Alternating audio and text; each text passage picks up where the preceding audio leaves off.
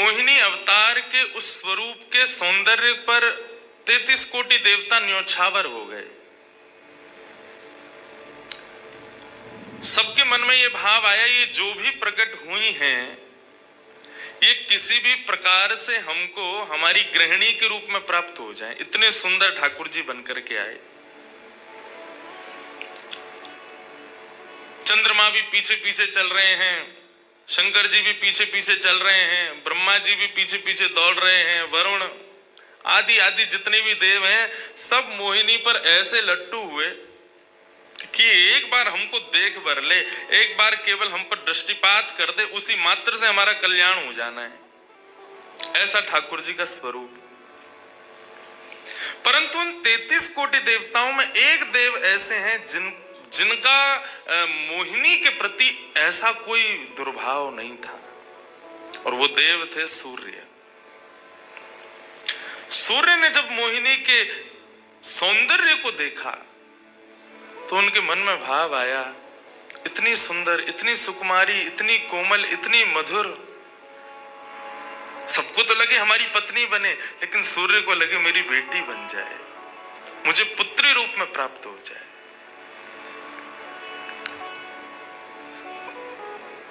जब सूर्य के हृदय में ये भावना उत्पन्न हुई तो मोहिनी ने कटाक्ष नेत्रों से सूर्य की ओर देखा, बाकी किसी को देख ही नहीं रही है, और देख करके केवल ठाकुर जी ने उनको इशारा किया, बोले तो आपकी ऐसी इच्छा है?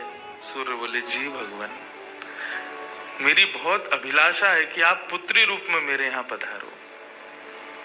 ठाकुर जी बोले इतना साधारण नहीं है हमको प्राप्त करना, पुत्र रूप में प्राप्त करना फिर भी साधारण होगा, लेकिन पुत्री भाव में ये तो असाधारण है, इसके लिए आपको तप करना पड़ेगा।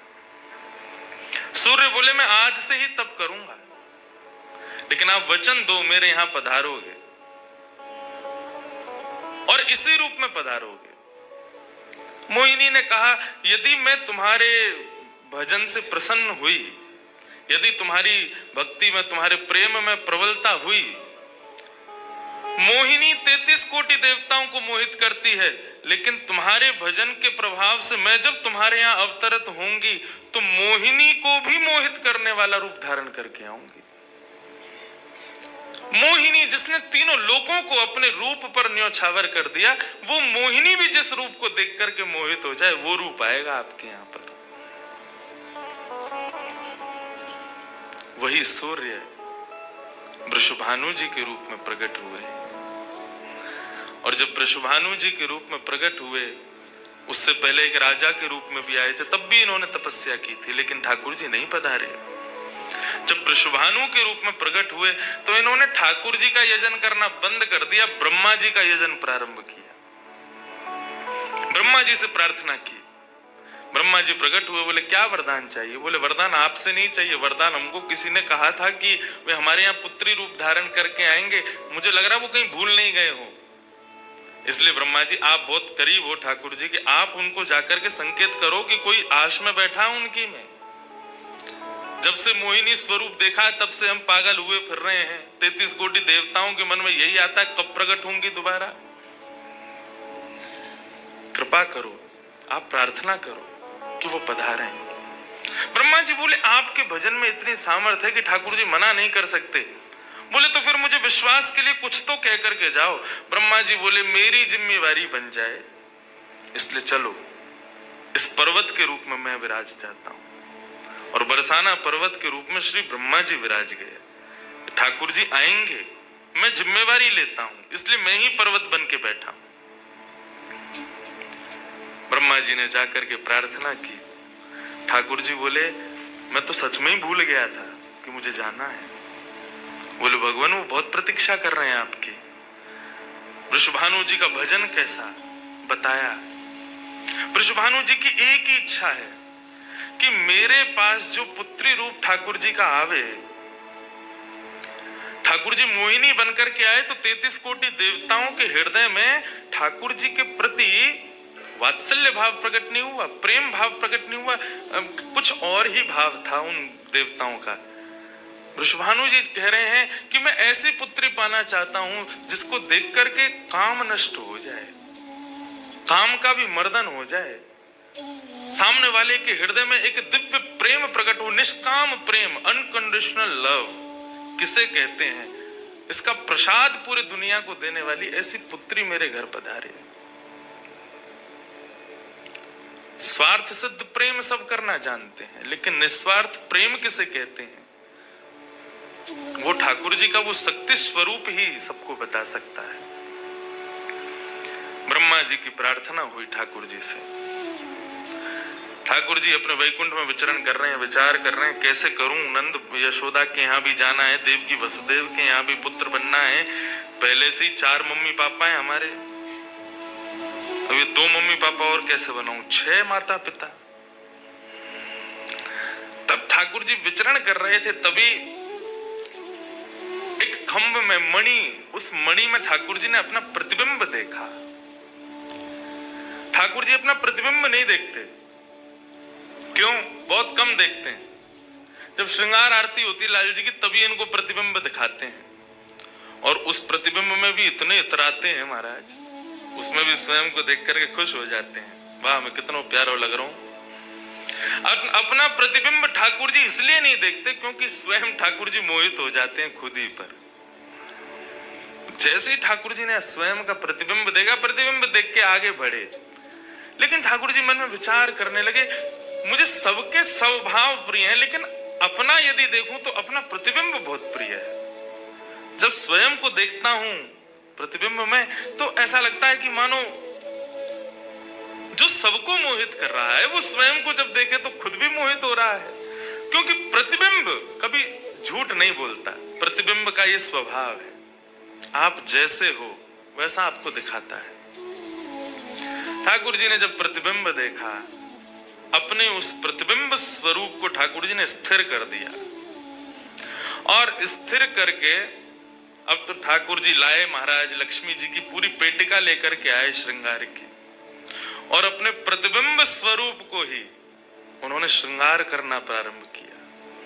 किशोरी जी के श्रृंगार का इतना भाव बताते हैं, किशोरी जी की नथ बेसर ऐसी, किशोरी जी के कान के कुंडल ऐसे, किशोरी जी के पांव की महावर ऐसी, क्यों ना हो, क्योंकि श्याम सुंदर ने श्रृंगार किया है।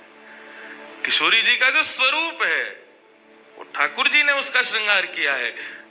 नारायण बैठे महाराज सिंहासन लगा करके अपने प्रतिबिंब का ही श्रृंगार कर रहे हैं। मोर पीछ हटाया, मुकुट उतार के दूर रखा, घुंघराले केशों को खोल दिया, नेत्रों में सुंदर सुंदर छोटा छोटा काजल लगाया, माथे पर एक सुंदर बिंदिया लगाई है, होठों पर निर्मल लालिमा लगाई है, गले में हार पहनाया, सर्वांगीण श्रृंगार किया, और लक्ष्मी जी की चुनरी ला करके जैसे शीश पर से चढ़ा करके ठाकुर जी ने थोड़ा सा जो श्याम रंग है उसको जैसे ही गौर वर्ण किया, वैकुंठ के उस प्रतिबिंब में से मानो जैसे सूर्य चंद्र का एकाकार रूप प्रकट हो गया हो, इतना तेज पुंज प्रकट हो गया कि ठाकुर जी भी अपने नेत्रों को छुपाने लगे।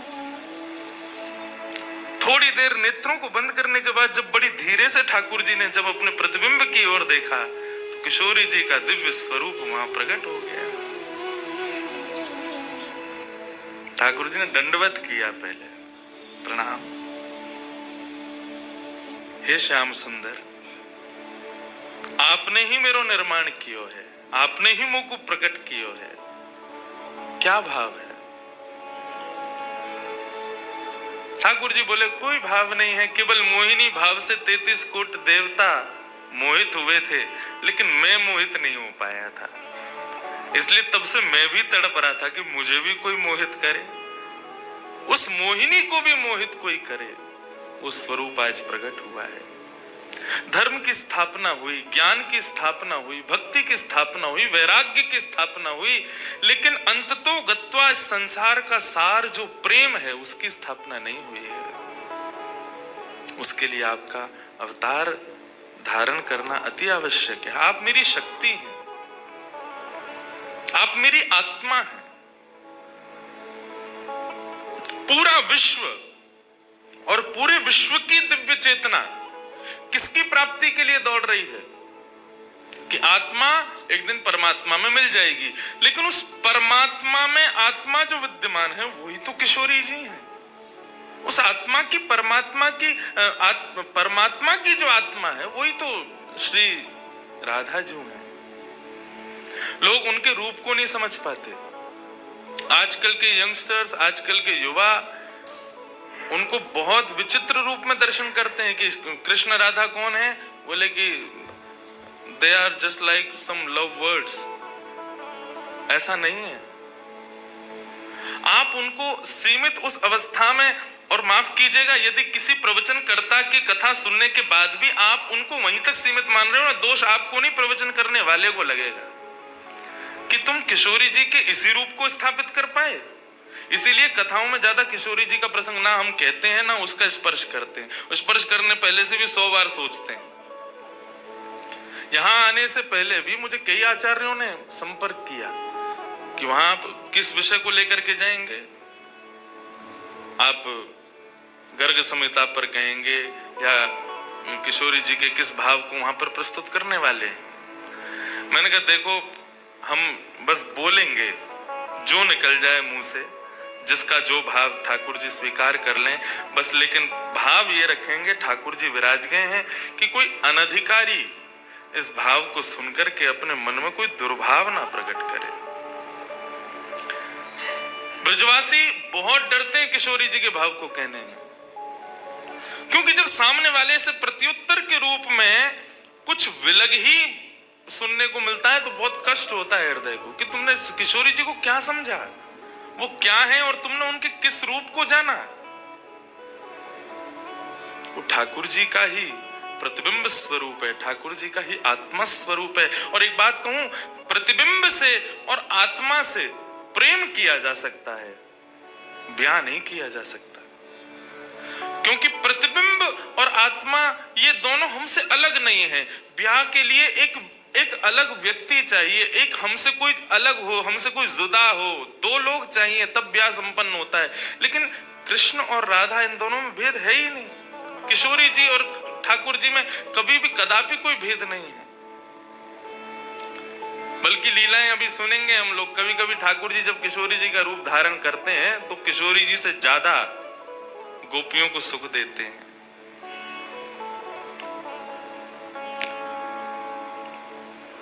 ऐसा भाव।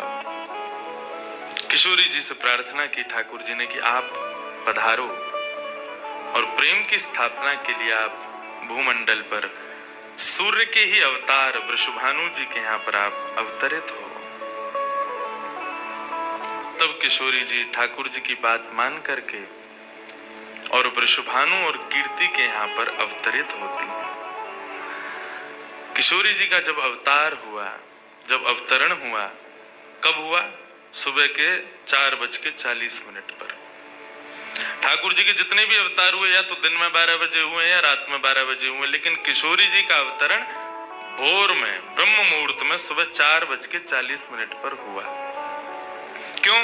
बोले राम कृष्ण आदि जितने भी ठाकुर जी के अवतार हैं राक्षसों के वध के लिए आते हैं, तो या तो सूर्य की तेज ताप में उनका जन्म होता है, मानो वे प्रकाश स्वरूप हैं ऐसा भाव बताते हैं, या रात्रि में 12 बजे होते हैं, वो इसलिए होते हैं, वो मानो ऐसा भाव रखते हैं कि चंद्रमा अंधेरे को दूर करता है, वो ज्ञान का प्रकाश है, वो ज्ञान है, उससे अंधेरा दूर होता है। तो ठाकुर जी रात्रि प्रकट होकर के ऐसा भाव रखते हैं कि काले निशा, काला ज्ञान जितना भी है धरती पर, उसको दूर करने के लिए हम पधारे हैं। लेकिन किशोरी जी का जो अवतरण है वो 4:40 ब्रह्म मुहूर्त में होता है। उसका क्या भाव है? बोले 4:40 ब्रह्म मुहूर्त के बाद सूर्य प्रकट होना प्रारंभ होते हैं। मतलब सारे मंगल कार्य ब्रह्म मुहूर्त में होते हैं। चिड़ियाओं का चहकना, कई पुष्पों का प्रकट हो जाना, मानव के मस्तिष्क में आज मुझे क्या करना है, वो दिव्य चेतना का प्रादुर्भाव होना, ये सब कुछ सुबह ब्रह्म मुहूर्त से प्रारंभ होता है। और सबसे बड़ी बात, सूर्य प्रकट होते हैं, धीरे धीरे धीरे धीरे अंधेरे को दूर करते हैं और धीरे धीरे धीरे गतिमान होते हैं 12 बजे तक। तो किशोरी जी का प्रादुर्भाव ब्रह्म मुहूर्त में हुआ, इसका ऐसा भाव बताते हैं कि मानो वो प्रेम जिस प्रकार प्रादुर्भाव से लेकर के और आगे के गंतव्य तक नित्य प्रति बढ़ता रहे, उसका वर्धन हो, वर्धन करने के भाव से किशोरी जी ब्रह्म मुहूर्त में पधारी, क्योंकि वर्धन होना ही एक नवीन दिन का ब्रह्म मुहूर्त से प्रारंभ होता है। ऐसे ही प्रेम का वर्धन, भक्ति का वर्धन, भाव का वर्धन, उन सब का वर्धन करने का प्रतीक है किशोरी जी, इसलिए ब्रह्म मुहूर्त में जन्मी है। किशोरी जी का प्रादुर्भाव हुआ, पूरे बरसाना में आनंद उत्सव मनाया गया, सब नाच रहे हैं, गा रहे हैं, आनंद मना रहे हैं। नंद बाबा भी आए, यशोदा जी भी आई हैं, उन्होंने भी आकर के वृषभानु जी को बधाई दी है। सब कुछ हुआ, लेकिन किशोरी जी के प्रादुर्भाव में एक वैचित्र था। क्या? दिन बीत गए 8, लेकिन किशोरी जी ने अभी तक नेत्र नहीं खोले।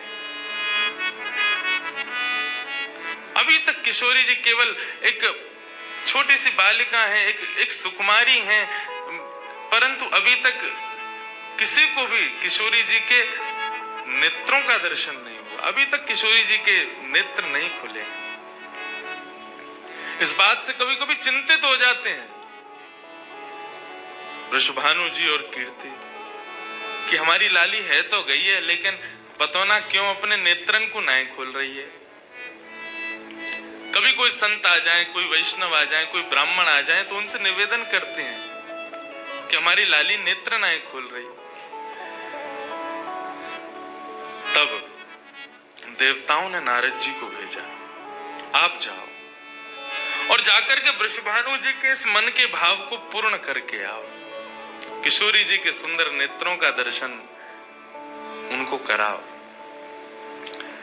तब श्री नारद जी महाराज का आगमन हुआ। नारद जी जैसे ही आए तो वृषभानु जी ने नारद जी को देखते ही सबसे पहले अपने पुत्र को बिठा दिया। श्री दामा से मिलो, हमारा लाला है। नारद जी उससे मिले, उसका सब देखने लगे। नारद जी मन में विचार कर रहे हैं कि उनसे कब मिलवाएंगे, किशोरी जी का दर्शन कब होगा। 2-3 दिन तक नारद जी विचरण करते रहे बरसाने में। वृषभानु जी का मन तो होता है कि मैं इनसे कुछ कहूं, कुछ पूछूं, थोड़ा किशोरी जी के बारे में, अपनी लाली के बारे में न कुछ जानूं, लेकिन अभी वो भाव प्रकट नहीं हो रहा है। तब एक दिन एक छोटी सी बरसाने की लाली को जब नारद जी महाराज खिला रहे थे और उससे प्रेम चर्चा कर रहे थे, ये दृश्य जब वृषभानु जी ने देखा, उन्होंने तुरंत नारद जी के चरण पकड़े और कहा, हे भगवान, हमारी एक लाली भई है, बहुत सुंदर है, सुकुमारी है, नन्ही सी है। अभी वाकु देख करके स्पर्श करवे में डर लगे कि कहीं हमारे स्पर्श से कोई कष्ट ना आ जाए, या हमारे हम सबन को दर्शन भी ना करा मैं। लेकिन महात्मन आपसे पूछना चाह मैं, हमारी लाली नेत्र नहीं खोल रही है, कहाँ भाव है? नारद जी तो तुरंत बोले, अरे तो तुमने इतने दिन से क्यों नहीं बताया? वो तो पहले से ही बैठे थे तैयार कि ये जल्दी बोले तो मैं जाऊं, जाकर के दर्शन करूं। बोले संकोच है रहे हो? बोले संकोच मत करो, अभी लेके चलो। कहाँ है तुम्हारी लाली, मुंह को बताओ। नारद जी महाराज जा रहे हैं वृषभानु भवन में। एक बेड़ी पार की, दूसरी बेड़ी पार की, तीसरी बेड़ी पार की। जैसे ही भीतर पहुंचे हैं, सुंदर सुगंधी भीतर से प्रकट हो रही है। सामने स्वर्ण जटित एक पालना है, और जैसे उस पालने में जाकर के नारद जी ने दर्शन किया, कमल कली को वृषभानु की लली को रंग, कैसा रंग है? बोले जैसे कमल की कली हूं मैं ना, ऐसी श्री वृषभानु नंदिनी है। नारद जी ने जैसे उनको दर्शन किए हुए आनंदित है गए, आनंदित है करके प्रणाम करने लगे। वृषभानु जी बोले, हमारी लाली नेत्र नाय खोल रही है, आप कृपा करो ना। नारद जी बोले, एक मंत्र पढ़ना पड़ेगा, कुछ करना पड़ेगा, तंत्र मंत्र करना पड़ेगा, तब आपकी लाली बोलेगी। वृषभानु जी बोले, देख लो, ले संभल के करियो, हमारी लाली बहुत कोमल है, वो ना स्पर्श नहीं करेंगे, दूर बैठ के करेंगे। वृषभानु जी बोले, तो करो। बोले, आपको पहले बाहर जाना पड़े, वो एकांत में करेंगे। कीर्ति वृषभानु जी को देखें, बोले, लाली को अकेला तो नहीं छोड़ेंगे? बोले, नहीं बाबा, विश्वास पात्र है, हम कर सके। वृषभानु जी और कीर्ति दोनों जैसे ही बाहर पधारे, नारद जी ने गेट बंद कियो, तुरंत चरणन में प्रणाम कियो और प्रणाम करके तुरंत चरणन में प्रणाम कियो और प्रणाम करके सीधे सन्मुख बैठे हैं। हे कृष्ण मनोहारिणी जय वृंदावन प्रिया, जय मंगल ललिता, जय वेणु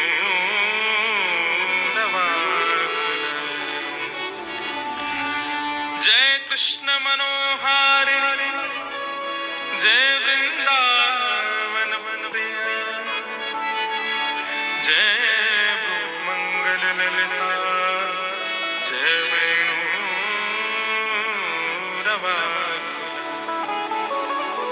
जैसे ही नारद जी के मुख से ये शब्द प्रकट हुआ, जय कृष्ण मनोहारिणी, ये कृष्ण मनोहारिणी शब्द जैसे ही नन्ही से श्री किशोरी जी के कान में कृष्ण शब्द गयो, कृष्ण शब्द जाते ही नन्ही सी किशोरी जी के नेत्र अपने आप धीरे धीरे खुलन लगे, मुख पर एक प्रसन्नता सी प्रकट है गई। नन्ही सी किशोरी अभी करवट लेनो भी नहीं जाने, लेकिन जैसे ही बार बार ये श्लोक का गान नारद जी के द्वारा हो रहा है, जय कृष्ण मनोहारिणी जय वृंदावन प्रिय, इसको सुनकर के किशोरी जी जो अभी करवट लेनो भी ना जाने, वो अपने पालना को पकड़ करके अपने पालना से उछक करके वहीं से झांक करके श्री नारद जी को देख रही हैं। और नारद जी ने जैसे किशोरी जी के रूप को देखो है, सुंदर मृगनयनी किशोरी जी आज नारद जी को देख रही है। मुख में भी दांत ना है, बिना दांतन के किशोरी जी के मुखमंडल की प्रसन्नता देख करके नारद जी आनंद विभोर हो गए।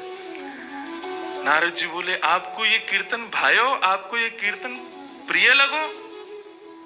किशोरी जी के मुख से केवल किलकारी निकल रही है।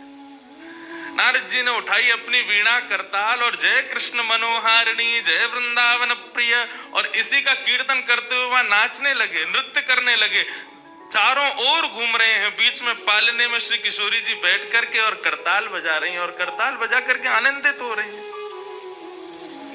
वृषभानु जी बाहर खड़े बोले कि भीतर तो कीर्तन चल रहा है, करताल की आवाज आ रही है, वीणा बज रही है। तभी उनने कान लगा करके सुनो तो नारद जी गा रहे, जय कृष्ण मनोहारिणी जय वृंदावन प्रिय, जय ब्रू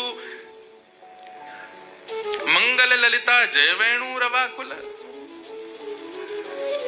वृषभानु जी ने ये स्वर सुन लिया, लेकिन जैसे ही थोड़े से गए हैं और खिड़की में जाकर के भीतर झांक करके देखा, अद्भुत दृश्य। नन्ही सी किशोरी ज्यादा से ज्यादा 8 दिन की होंगी, 10 दिन की होंगी, अपने पालना में पौड़ करके स्वयं को झुला रही हैं, करताल बजा रही हैं। चारों तरफ नारद जी वीणा बजा करके करताल बजा करके आनंद से किशोरी जी को मुखोल्लास कर रहे हैं। ये दृश्य देख करके श्री वृषभानु जी को एक बार तो मूर्छा आ गई, मैं वास्तव में 8 दिन की बालिका को देख रहा हूं। उन्होंने कीर्ति को कुछ नहीं बताया। नारद जी महाराज ने प्रणाम किया। तब किशोरी जी की सहचरियां प्रकट हुई और कहा कि हे नारद, आपने हमारी किशोरी जी को बहुत सुख प्रदान किया है। जब कभी भी आपको ऐसा दर्शन करना हो तो हम आपको कुछ स्थान बता रहे हैं। गोवर्धन, श्री यमुना पुलिन और ब्रज कुंज, इन 3 स्थानों पर आप जब कभी भी हमारी किशोरी को स्मरण करके यही कीर्तन को गान करोगे, किशोरी जी को यही स्वरूप आपको दिखेगा। ये हमारा वरदान है आपको, क्योंकि आपने, किशोरी जी कृपामयी तो हैं। लाल जी 10 बार विचार करेंगे कृपा करवे में, किशोरी जी विचार थोड़ी करें, वो तो तुरंत करुणा करें। नारद जी जाओ, जब कभी भी लाडली को दर्शन करना हो यही भाव से कर लियो। नारद जी महाराज के नेत्र सजल है गए, किशोरी जी के चरणन में बारंबार प्रणाम कियो और प्रणतिपात करते हुए वहां से प्रस्थान कर गए। किशोरी जी फिर से नेत्र बंद करके अपने पालना में पौड़ गई। कीर्ति जी बोली, बाबा आयो, टोना टोटका करके गयो, तब वो हमारी लाली के नेत्र तो खुले नहीं। कीर्ति जी गोद में लेकर के सुला रही है, नेक नेक थोड़ी सी संकुचित है करके रुदन करना प्रारंभ कियो। सो इतने में वृषभानु जी आए और वृषभानु जी बोले, नेक दियो लाली को।